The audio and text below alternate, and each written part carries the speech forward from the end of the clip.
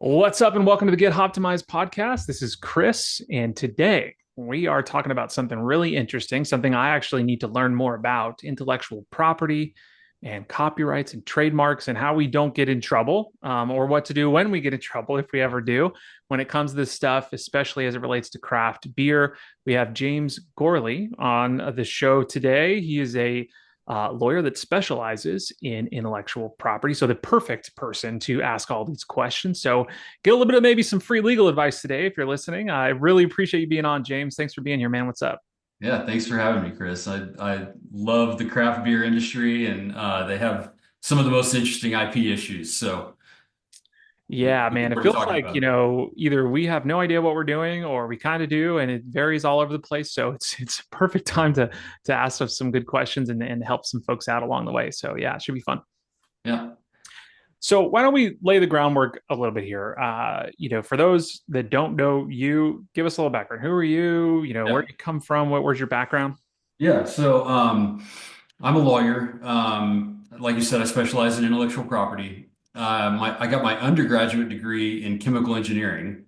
So basically, that is dead on for making beer. It's a chemical reaction, and it's materials handling, controlling temperatures. I mean, that's exactly what chemical engineers do. So the process of making beer and making wine has always been fascinating to me.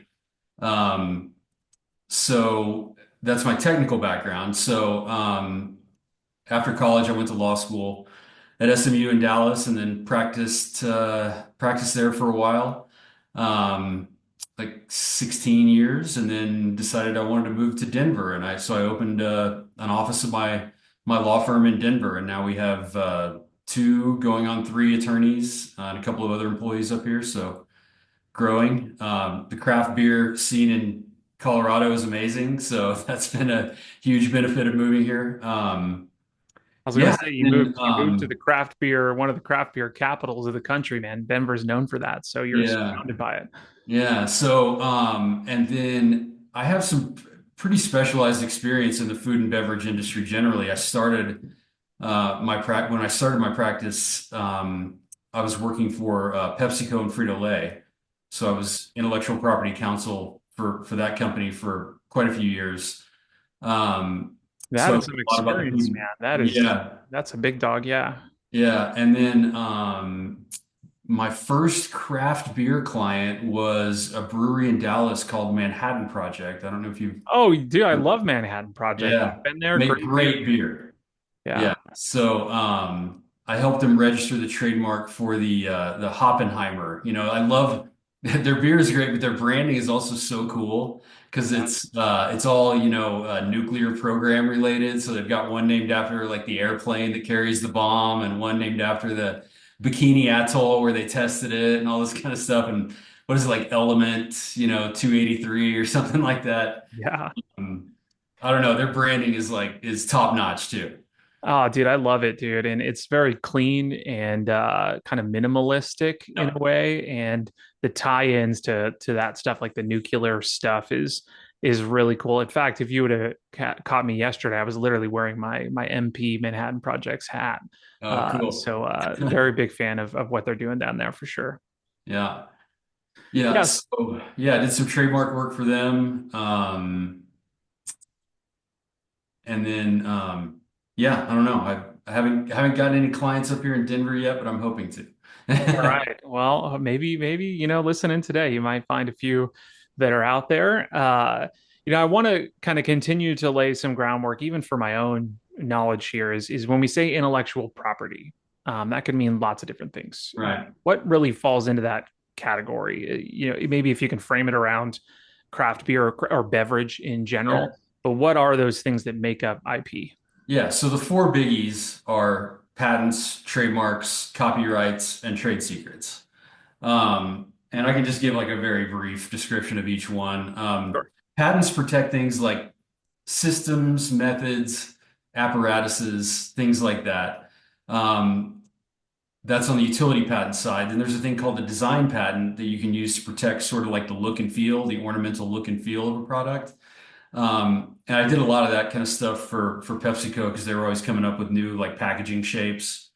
that we protected with design patents. Most craft beers are sold in kind of standard cans, so not really a concern in the craft beer industry, but you never know. There may be some innovative craft brewery that wants to offer some kind of new packaging format out there that could get There them was to. something I heard of in the news. I didn't read too far into it, but you just made me think of it. Is the folks that make Buzzball? You've seen those things Yeah. that Oh, yeah. that packaging? Like somebody else made a very similar looking balled beverage and called it like Buzz Sphere or something Yeah. like that. And like Yeah. they had an IP trademark issue. I think I don't know if Yeah. you've heard about that. Yeah, I did. I don't know that I heard about the person that kind of tried to riff on it, but no, I've definitely heard of that brand. I think they're based in Texas. They Um, might be. That sounds like yeah. some Texas stuff for sure. Um, so the next one is trademarks. This is like the brand. This is what the consumers identify with your business. And that's probably the most important aspect of IP for craft breweries. It's, I mean, I know when I go to the store and pick up a Bud Light off the shelf, I know what it's going to taste like. If I go pick up my favorite brewery up here in Colorado is called Outer Range. I love those guys, and I know if I go Oh grab yeah. their can of In the Steep, I know exactly what that's going to taste like. And the reason is because of the brand. It's because of the trademark.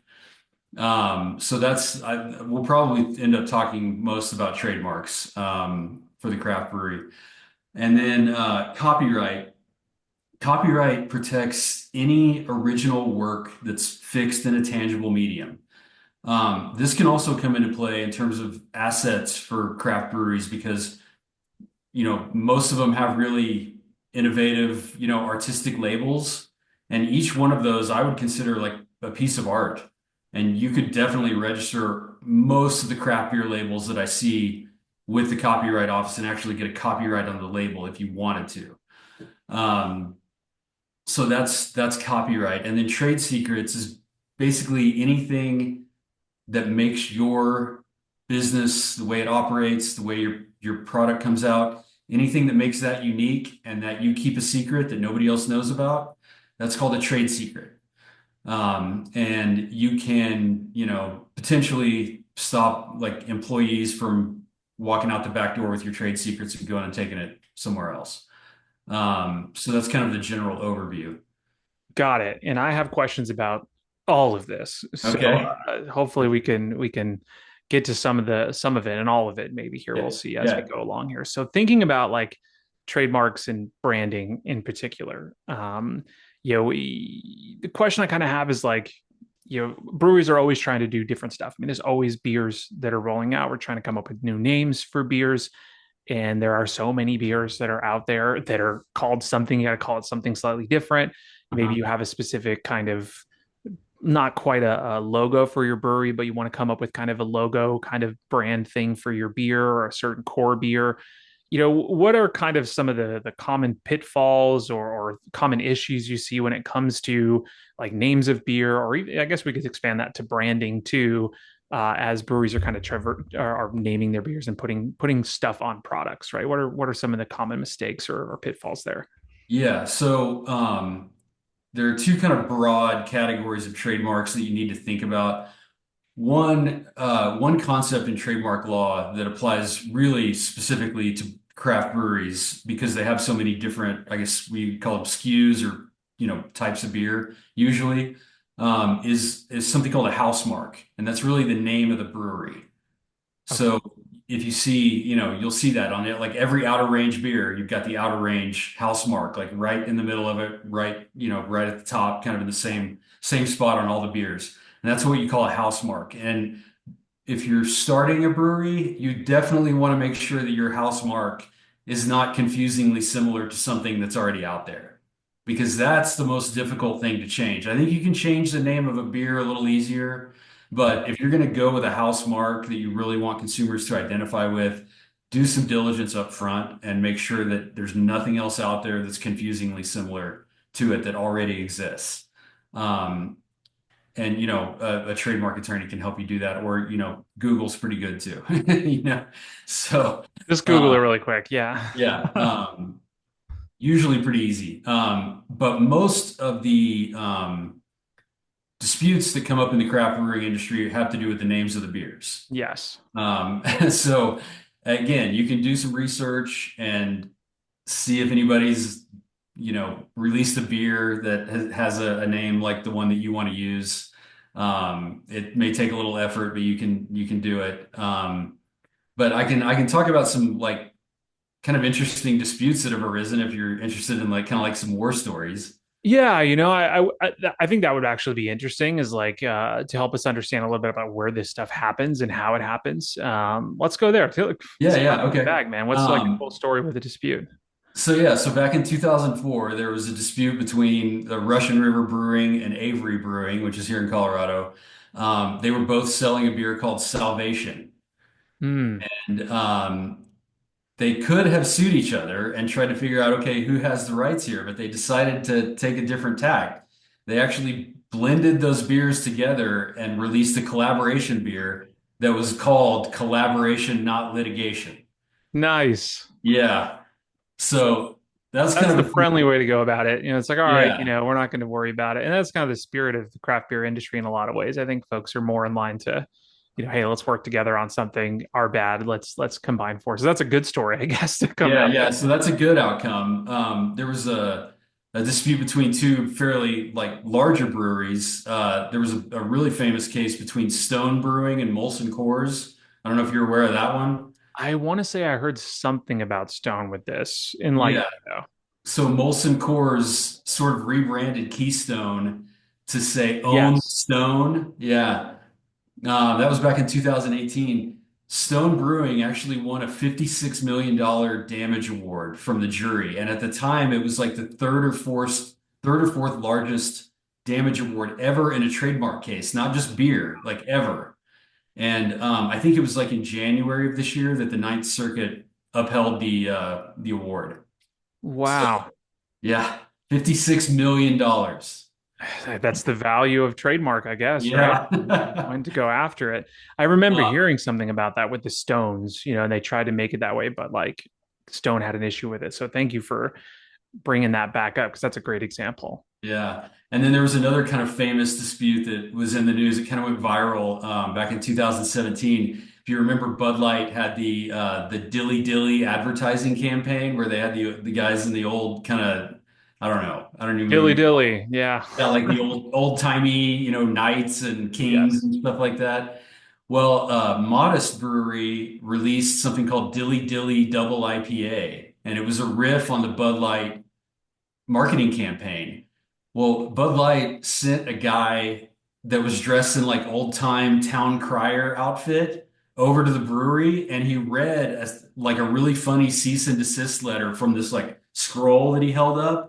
Epic. And somebody at Modus videotaped it and put it online, and it went viral. It was like everywhere. I guess, I mean, people probably, it's kind of like in one ear and out the other, but I'm a trademark lawyer, so it was really funny to me. But um, and in that cease and desist letter, they basically asked them nicely to just sell it and not ever do it again. And they offered him 2 tickets to the Super Bowl that year.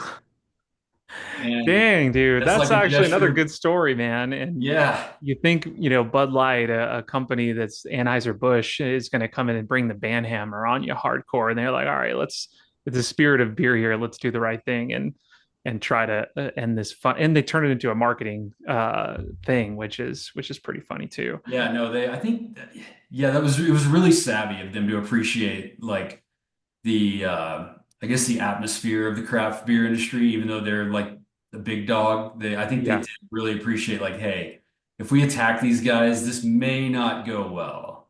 You Yeah, know? it's good on them, but you make me think, there's all these beers out there that are a play on something, like I remember recently we are doing some research on like a Back to the Future type themed beer, and like you go on Untapped and you search around for it, and like there's examples of this all the time. It's like there's Christmas ones that come out for Christmas vacation, and there's all these different kind of puns or things that are related to maybe a bigger product or brand or something or a movie or whatever.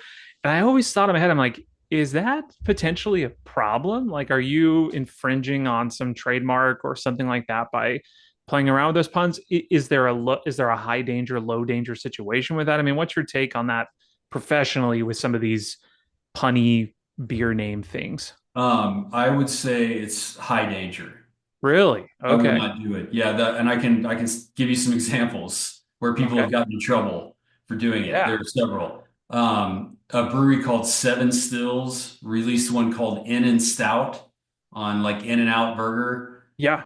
and they In and Out objected to it. I can't remember if it was litigation or if it was just a cease and desist letter, but In and Out was not happy about that. Another brewery called Lineup Brewing sold one called Beyonce, kind of a play on Beyonce's name. Um, Yeah. and she did not like that, so she shut that down. Um, a brewery called Brewdog released one called Elvis Juice. Yeah. They that was kind of a mixed result because I think they were allowed to use like Brewdog Elvis juice all together, but they weren't allowed to use Elvis juice just by itself because it was too associated with Elvis Presley. And his estate was the one that was objecting to that. Hmm. Um, a brewery called Knee Deep got in trouble for releasing a play on Breaking Bad called Breaking Bud. And Uh-huh. it had, like if you look at Breaking Bad, like the logo that the TV show used, it kind of had some like chemical element looking things for the Yes. BR and the, BA. And the brewery also did like a very similar motif for Breaking Bud. So the who was it, Universal or somebody like that, um, put a stop to that. And then there was one where the band Guns N' Roses found out that Canarchy had released one called Guns and Rose as a play on Guns N' Roses. So Hmm. you're just, I mean, some of Playing with those, fire, and yeah, depending yeah, how yeah. big It's the brand is you're kind of spinning off of. And my kind of thinking with it from a marketing perspective, and we get asked this question sometimes here, and I'm like, I'm not an IP lawyer, but here's what I think is like, if you're clearly making money off of the association, and that association with something that's like, hey, they've got a team that's gonna like they're big enough to have a marketing team or a legal team that's gonna get you. You're really playing with fire at that point. So Yeah, I was and against it. Yeah. and there's a good argument on the other side that you're engaging in sort of like parody, which Yeah. is protected First Amendment speech. The only problem is there was a trademark case that went up to the Supreme Court fairly recently, like in the last year or two, and it was a dispute between Jack Daniels and this company that was selling like a dog chew toy that was shaped like a Jack Daniels bottle, Oh and yeah. it had some kind of graphics on it that looked sort of like a Jack Daniels bottle, but it had like dog related, kind of plays on words. And it went all the way up to the Supreme Court, and they were arguing, look, it's just parody. This is First Amendment, speech. And the Supreme Court said, nope, this is commercial. You're trying to make money off this dog toy, and you're trying to derive value from the Jack Daniels branding. And Right. um, and they said that's not protected First Amendment speech. Yep. So it's really you're on very dangerous ground if you do that. A lot of these brands, if you reach out and sort of like get permission ahead of time and try to engage in some sort of partnership with them, they may be willing to let you do it. Um, Okay. you know what I mean? But you're gonna have to do some work ahead of time, Hmm. and not just like release it and make them mad. And this kind of stuff can like, I mean, what are the repercussions of getting, caught with this stuff? I mean, is it as simple as, hey, you're just going to get a cease and desist and you got to stop what you're doing, or is there worse, potential issue with this where you're going to be financially, kind of screwed over by this? Well, if you get a letter, you're almost certainly going to have to hire an attorney, and that's going to be money out of your pocket. So that's never fun. And then, depending on the attitude of the people, the company that owns the rights, they Hmm. could sue you, and then you'd have to defend yourself. And they may want some damages. They may want like the profits that you gained. They may tell you that you got to destroy all your inventory. I mean, Oh, geez. yeah, Yeah. it's no fun. It's not something to mess around with. Yeah. I got to But ask you this question too. there are No, go brands ahead. Go out ahead. there that have done collabs with these types of, rights owners in other areas, to release beers that are kind of riffs on their names, and they're happy to do it because it gets more publicity for everybody. So is it a, do ask for permission instead Oh of yeah. Oh instead of yeah. asking for forgiveness situation? I would for sure. Yeah. Right on. I mean, good clarity on that. And this makes me think of another thing that we always deal with every single year around January and February, when everyone starts promoting their Super Bowl stuff and their packages and their pickup beers for we're playing the game or whatever the case is. Mhm. What is your professional take on using or not using the words Super Bowl in your marketing copy, in your graphics, or whatever?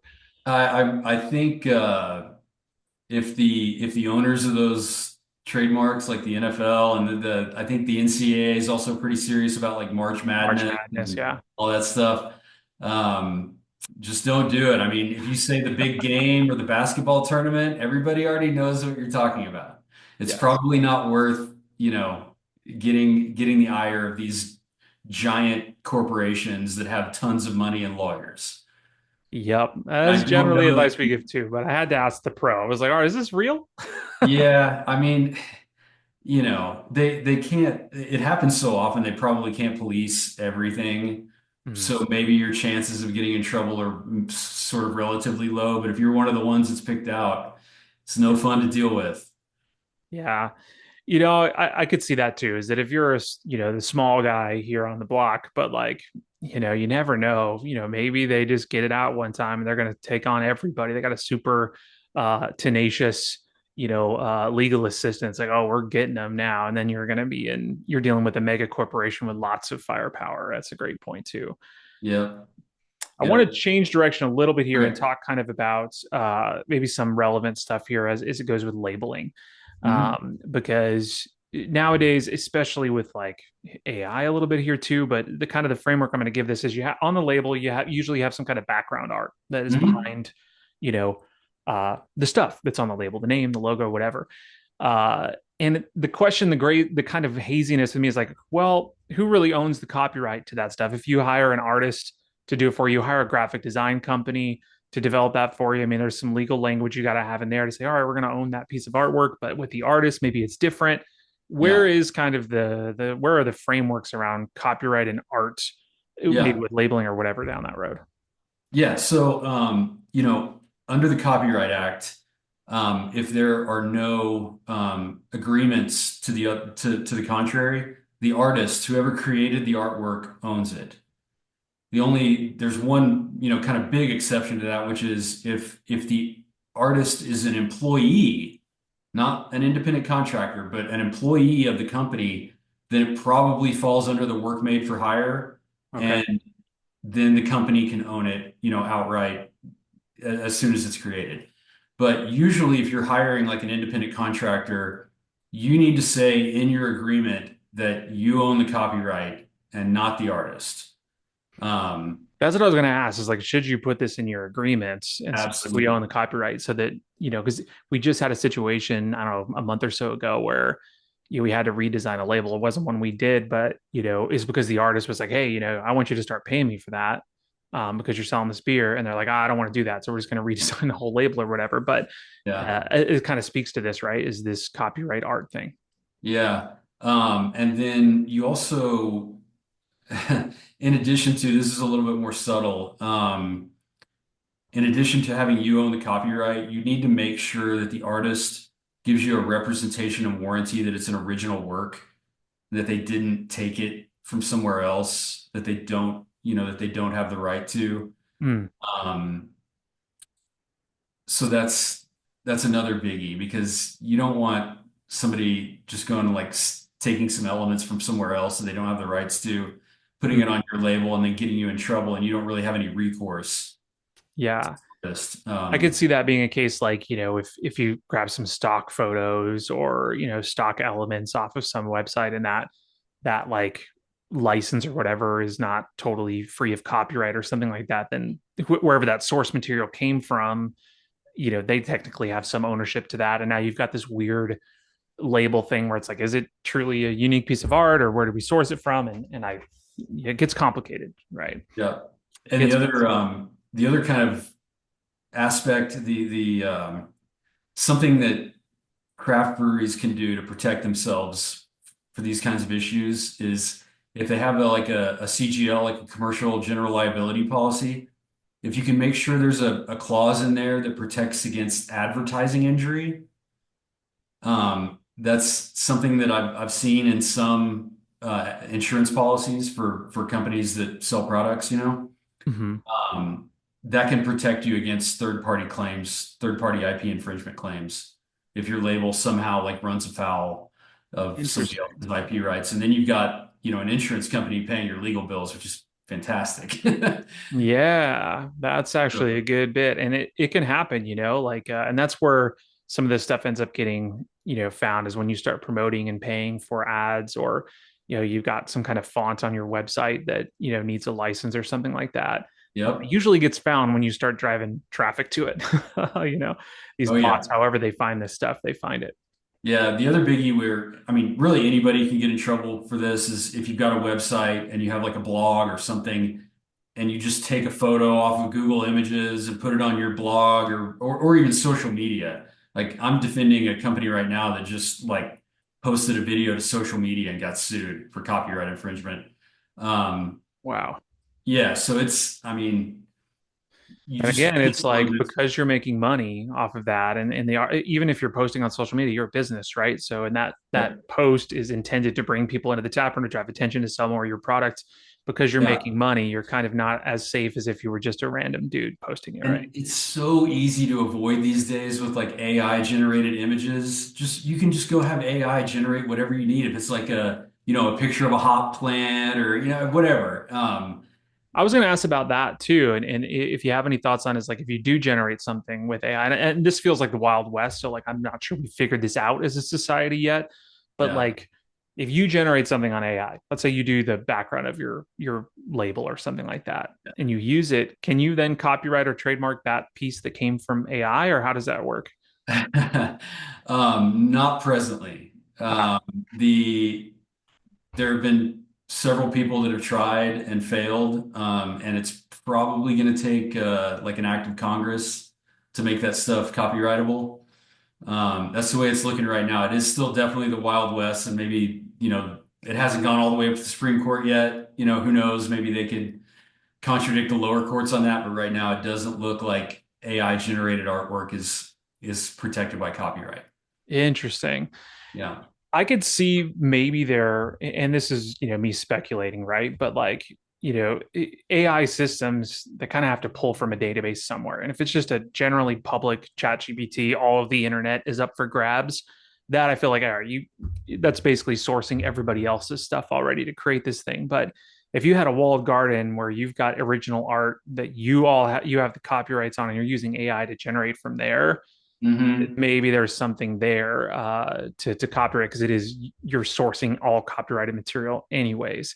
Um, but it's so weird. It's like, well, how do Yeah. we even traverse this? And somebody else could take the same piece technically and use it because it's not copyrightable, which is really weird. Yeah, that's right. Yeah, it is. That's kind of that is an interesting argument. If you have your own sort of stable of artwork and you just want the AI to do something else in that same style, Right. that's an interesting argument. Um, Right, because it's like, you have all this stuff, it's not sourcing anything else besides what is yours already. But not many systems like that exist. I think we're headed in that direction with AI, and yeah, that's where the true future is with AI, is yeah, building your own walled garden of stuff. But uh-huh. um, who knows, man? We'll see Yeah, what I know. It's unfolds. very exciting. Yeah. A couple other questions I think I've got for you is, we use music all the time with social media posts, advertising, whatever. And like, the question is like, what music can I use? Is this stuff that I get that's like license free, royalty free? is that actually safe to use? How do we make sure we don't get in trouble for copyright with music? I don't know if you can speak to that with music and social and advertisements and stuff. Yeah. I mean, if you get music that you want to like overlay on a video from a website that says that they have, sort of royalty free or license free music, maybe that's true, you know. And I would read the terms of use on that website and make sure that the company agrees to like defend you and hold you harmless if you ever get sued for copyright infringement. That would be something that I would look for and make sure it's a real company. Because I know like one of the benefits of licensing like a photo from one of the big stock photo licensing companies is that's in there. Yeah. Like if anybody ever sues you and you've licensed the photo from them, they'll defend you and they actually have the resources to do it. You know, um, I'm That's not kind of what you're paying for familiar. with that stock is that little bit of protection, right? Yeah. And on social media, my understanding is some of them kind of have like YouTube especially have deals with a lot of the, artists and music companies where if you can use music on your video, but it's basically monetizing it to the owner, not to you. Mhm. Yeah, Um, it's tricky because if you're just like a regular user, you have a whole different music library that you can use yeah. for your normal posts. But if you are a business at all, they don't let you use all. In fact, they'll flag you. They'll be like, "Yeah, this Okay. is copyrighted material." Their Uh, ad and their posting systems will flag you, but their editors, like for TikTok, they have CapCut, and that's like a same kind of company. They have a whole library of royalty free yeah. music that's in their library, and YouTube has the same thing. Yeah. And that's kind of where I lean. I'm like, all right, I use stuff from there because it's like this is under YouTube's house. Like I'm probably okay here. I'm not picking up ABC weird, sketchy website music. Yeah. Yeah. Yeah. That's kind of my take on it too. Yeah, if the social media company has a library that you can choose from and you're not going to get in trouble, you're probably good. All right. Good advice here. Other thing I want to talk to you about is like trade secrets a little Yeah. bit, and like I'm thinking of specifically recipes and brewing process, that kind of stuff, and how would you protect that stuff? Because like if somebody works for you, they're going to learn stuff from you, your assistant brewer or whatever it happens. Like, how do you try to protect yourself as much as possible when it comes to these kind of secret recipe finesse things in the brew house? Yeah. One good thing you can do is have your employees sign an agreement that says that they're not going to take any trade secrets out the back door when they leave. That's one thing you can do. The other thing in order to protect a trade secret is you actually have to take some steps to keep it secret. And the steps that you need to take kind of depend on like the value of the trade secret, something a lot more valuable, you need to really keep it under lock and key. Whereas, and maybe severely limit its distribution within the company kind of thing. But kind of lower value trade secrets, maybe you can have wider distribution, maybe keep it in like a locked drawer or something like that. Um, Literally under lock and key. You could have like a golden key. So yeah, so if somebody, an employee walks out with trade secrets, goes to a competitor and starts implementing them, you basically just want to be able to show to a court, look, I tried to keep this stuff secret. I emphasize to my employees that, hey, these are our trade secrets. Don't take them when you leave, that kind of thing. You just have to have like a credible story that I tried to keep the secret. I tried to tell people not to leave with it, and they did. Mm. That's kind of a general overview of what you need to do. That makes sense. Take steps to keep it secret. Is there like any special, like, do you have to like get this stuff patented or something if you have a trade secret? Is that a process part of it or no? That's if you patent something, it's no longer a trade secret because Oh, it's yeah. Okay. totally public. Makes As sense. as Yes. a matter of fact, if you file a patent application, even if it never issues as a patent, it gets published 18 months after you file it. Oh, and wow. it's no longer a trade secret at that point.